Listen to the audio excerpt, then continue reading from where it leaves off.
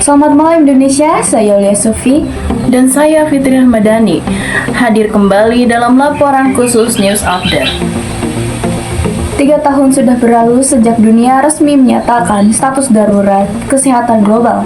Sebuah periode yang menguji ketahanan kita, membawa kita melalui masa-masa penuh ketidakpastian, pembatasan, hingga akhirnya kita menemukan harapan melalui sains dan adaptasi. Betul Aulia, perjalanan pandemi COVID-19 bukan hanya tentang angka kasus dan kebijakan pembatasan. Justru, di balik tantangan besar itu tersimpan banyak warisan positif dan hikmah yang mengubah cara kita hidup menjadi lebih baik.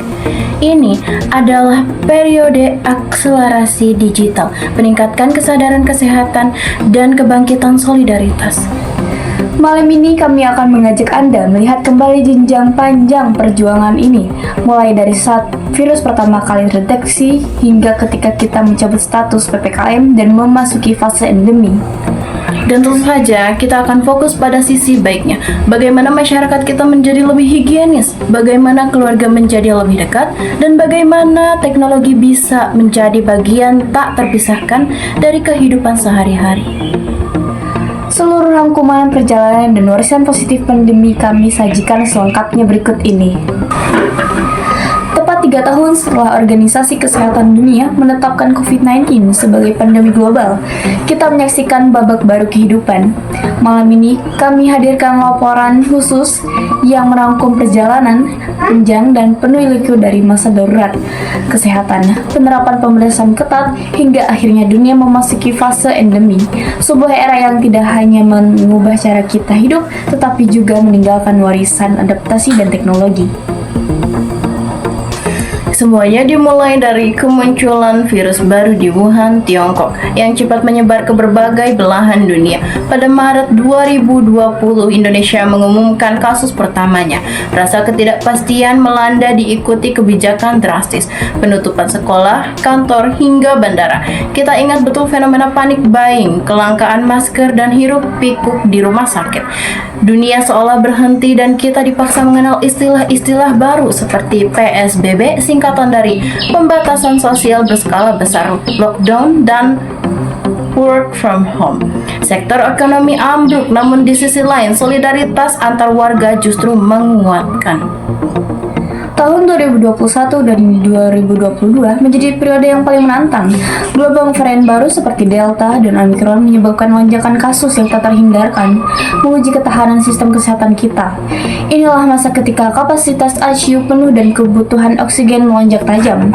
Namun, di tengah krisis, ilmu pengetahuan bergerak cepat, pengembangan dan distribusi vaksin menjadi harapan besar. Berbagai negara, termasuk Indonesia, meluncurkan program vaksinasi massal. Vaksinasi menjadi simbol perlawanan dan titik balik. Perlahan, new normal mulai terbentuk. Masker menjadi bagian dari busana sehari-hari dan aplikasi pelacak kontak menjadi syarat bepergian. Setelah angka kasus terkendali dan cakupan vaksinasi yang luas, dunia memulai transisi keluar dari pandemi pada awal tahun 2023. Banyak negara mencabut kebijakan pemberlakuan pembatasan kegiatan masyarakat atau PPKM dan mencabut kewajiban penggunaan masker di luar ruangan. Di Indonesia, masa PPKM resmi berakhir. Perjalanan ini ditandai dengan perubahan status COVID-19 dari pandemi menjadi penyakit endemi, sebuah penyakit yang dapat dikelola aktivitas tatap muka baik di sekolah maupun kantor pulih sepenuhnya. Dunia kembali bergerak meski dengan kebiasaan baru seperti menjaga kebersihan dan kesiagaan teknologi yang menjadi warisan abadi dari krisis ini. Pandemi COVID-19 memang membawa tantangan besar dan dampak negatif di berbagai sektor. Namun, di tengah keterbatasan dan krisis, terdapat sejumlah dampak positif yang tak terduga, mulai dari peningkatan kesadaran akan kesehatan dan kebersihan diri, akselerasi teknologi, hingga perbaikan kualitas lingkungan yang diharapkan menjadi kebiasaan baik pasca pandemi.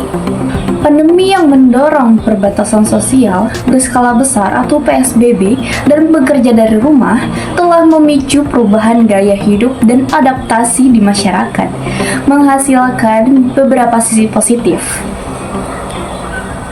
Selama pandemi, masyarakat didorong untuk lebih disiplin dalam mengikuti protokol kesehatan. Hal ini secara signifikan meningkatkan kebiasaan baik seperti mencuci tangan dengan sabun dan air mengalir, menggunakan hand sanitizer, dan menjaga etika batuk atau bersin. Selain itu, kesadaran akan pentingnya imunitas juga meningkatkan, mendorong lebih banyak orang untuk rutin berolahraga, berjemur, dan mengonsumsi makanan yang lebih bergizi. Sektor pendidikan dan perkantoran terpaksa beralih ke sistem daring. Perubahan ini memicu percepatan transformasi teknologi digital di Indonesia, sejalan dengan era revolusi industri 4.0 untuk mendukung pembelajaran jarak jauh. Guru dan dosen menjadi lebih melek teknologi dan internet digunakan sebagai sumber informasi positif. Kebijakan WFH dan PJJ memberikan kesempatan bagi individu, terutama para pekerja, untuk menghabiskan lebih banyak waktu berkualitas bersama keluarga di rumah. Keterlibatan orang tua dalam proses belajar anak juga meningkatkan, mendorong kolaborasi yang lebih erat antara orang tua dan guru dalam mendukung pendidikan.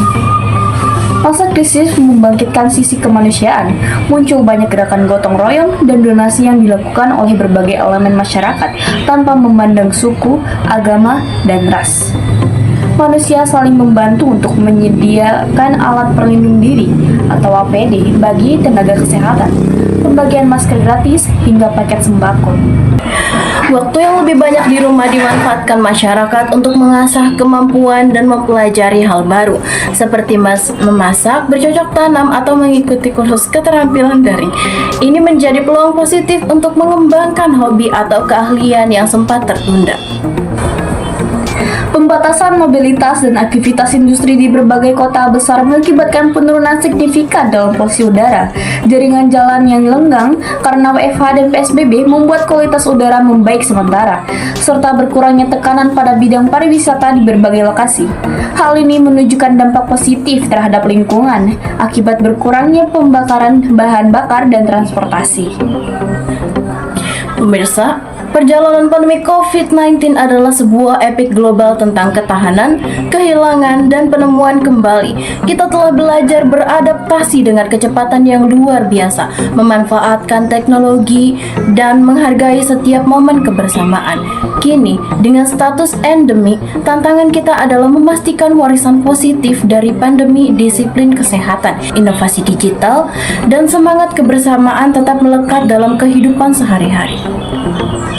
Kami akhiri laporan khusus malam ini. Terima kasih telah bersama kami. Selamat kembali beraktivitas dengan semangat baru dan tetap jaga kesehatan.